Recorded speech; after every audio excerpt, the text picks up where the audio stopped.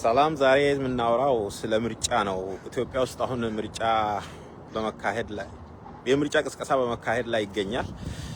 ከምርጫ ጋር ተያይዞ ደግሞ በጣም ወሳኝ የሆነ አንድ ነገር አለ። እሱ ምንድነው? የህዝብ ቆጠራ ነው።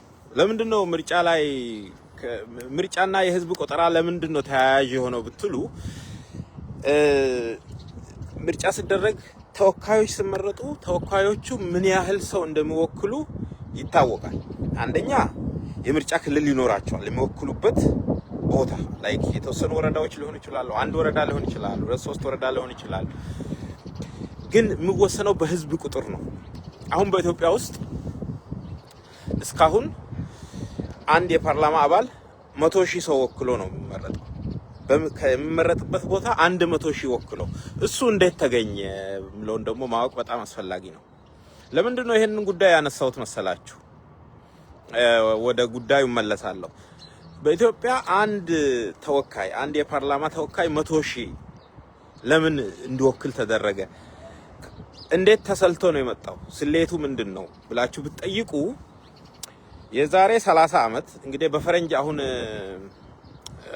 2025 አልፎ 26ን እንወስድና 30 ዓመት ወደ ኋላ ስትሄዱ በኢትዮጵያ አይደለም በፈረንጅ 1995 ልክ ህገ መንግስቱ የጸደቀው በፈረንጅ 1995 ነው።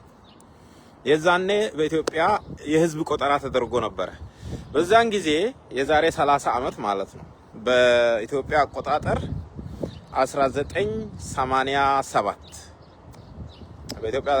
1987 በተደረገው የህዝብ ቆጠራ የኢትዮጵያ ህዝብ ቁጥር የዛኔ 54 ሚሊዮን ነበረ። 54.7 ሊሆን ይችላል።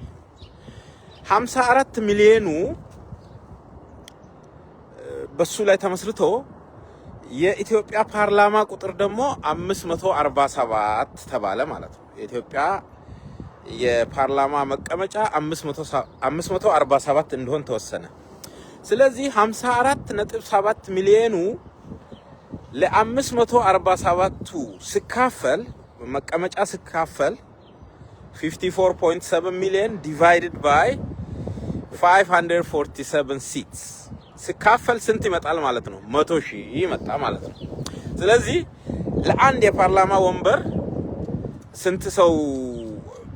ስንት የህዝብ ቁጥር ይወክላል ማለት ነው? አንድ የፓርላማ ወንበር 100,000 ይወክላል ማለት ነው።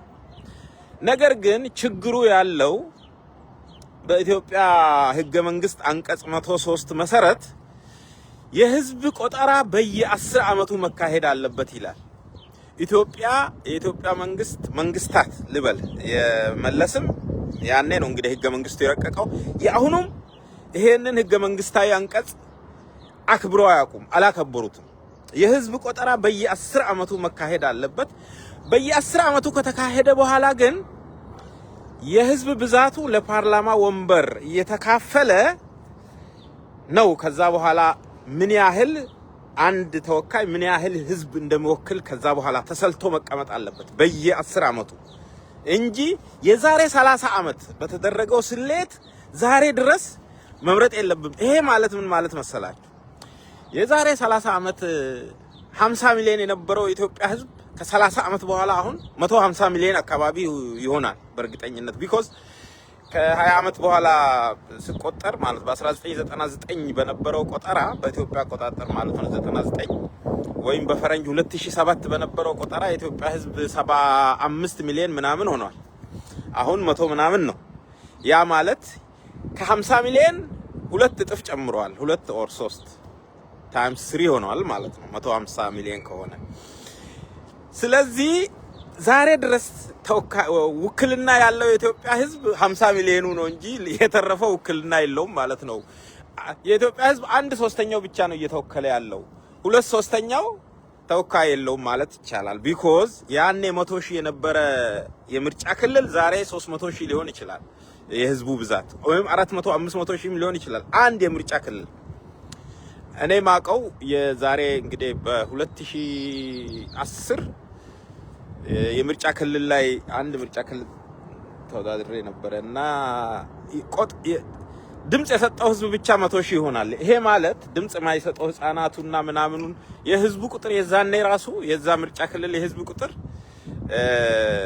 300,000 ምናምን ሊሆን ይችላል ማለት ነው። ሶ 2/3 of the population are represented ማለት ነው።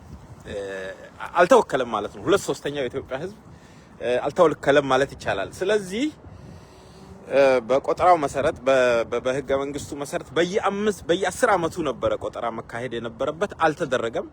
ያ ማለት ህዝብ በትክክል እየተወከለ አይደለም ማለት ነው። በነመለስ ጊዜ በኢህአዴግ 95 ከተቆጠረ በኋላ 2005 መቆጠር ነበረበት። ምርጫ 97 ደረሰ ተብሎ ተላለፈ ማለት ነው።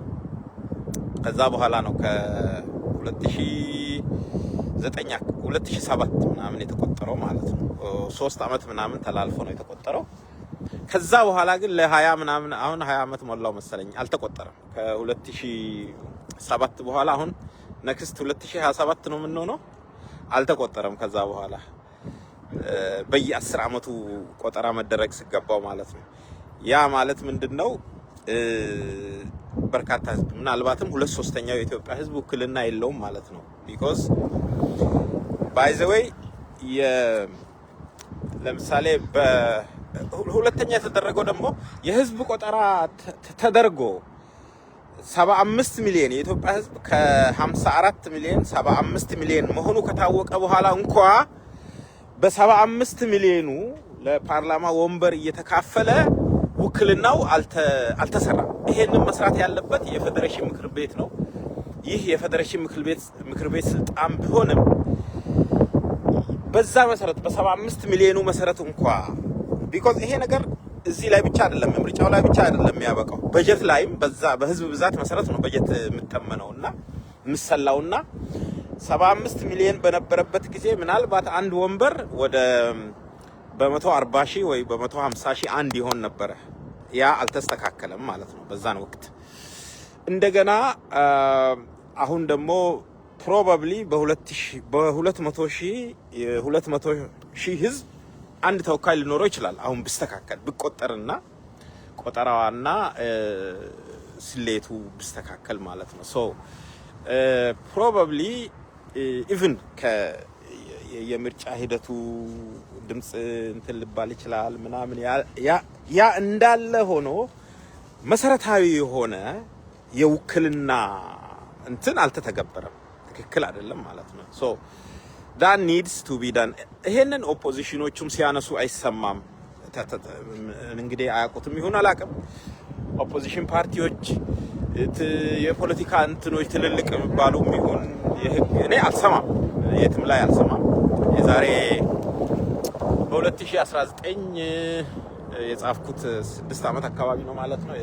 አንድ አርቲክል ነበር ይሄንን አስመልክቶ ማለት ነው ከራሴም ልምድ እና ይሄ የውክልናው ነገር መስተካከል ሲገባው እስካሁን አለመስተካከሉ እና የህዝብ ቆጠራና ምርጫ ራሱ እንደሚያያዝ ውክልና ከህዝብ ቆጠራ ጋር እንደሚያያዝ ራሱ አንዳንድ ሰው ይሄ ኖሃው ላይኖረው ይችላል። ግን ይሄ ነገር በጣም የተያያዘ ነውና ይሄ መከበር አለበት። ህገ መንግስቱን ማክበርና ማስከበር ምናምን የሚባለው አንዱ ይሄ ነው እና ይሄ የፌደሬሽን ምክር ቤት አሁን ይሄን ስልጣኑን አልተገበረም። እንደዚህ አይነት ነገር ሲሆን የህግ ሰዎች ዝም ብላችሁ ክስ ለምን አትከፍቱም? ጀስት ቼክ ምንም ላይመጣ ይችላል፣ ግን ቼክ አርጉት። ዞሮ ወደ ፌደሬሽን ምክር ቤት ሊልኩት ይችላሉ። የህግ ትርጉም የህገ መንግስት ትርጉም ምናምን የፌደሬሽን ምክር ቤት ነው የሚተረጉመው በሚለው ከፍርድ ቤት ሊያወጡት ይችላሉ። ግን it's a good practice ቢደረግ ማለት ነው። like it's a breach of the constitution እና constitutional violation ነው እና መንግስት እንደዚህ አይነት ነገር ላይ ከፍተኛ ጥንቃቄ ማድረግ ይገባዋል። መሰረታዊ ነገሮች ናቸው ብዬ ነው ማስበው። ሰውም ደግሞ ማወቅ አለበት፣ ይሄንን አውቆ መጠየቅ አለበት። የህዝብ ቆጠራ በጣም ወሳኝ ነገር ነው። አሁን ለ20 አመት አልተቆጠረም። it should be done። እንደ ምርጫ ላይ ደግሞ ከፍተኛ ኮንሲኩዌንስ እንትን አለው፣ ከፍተኛ ተጽዕኖ፣ ከፍተኛ ኮንትሪቢዩሽኑ በጣም ትልቅ ነው፣ በጣም ተያያዥ ነው እና this must be done እና ጥያቄ ካላችሁ ኮሜንት ላይ ማድረግ ትችላላችሁ። ሌላ ጊዜ ማብራሪያ ሰጥበታለሁ። ለዛሬ ያለን ይሄ ነው። መልካም ጊዜ። ሲቪክ ፓርቲሲፔሽናችሁ ወይም ተሳትፏችሁ ይጠንክር፣ ይበርታ። መልካም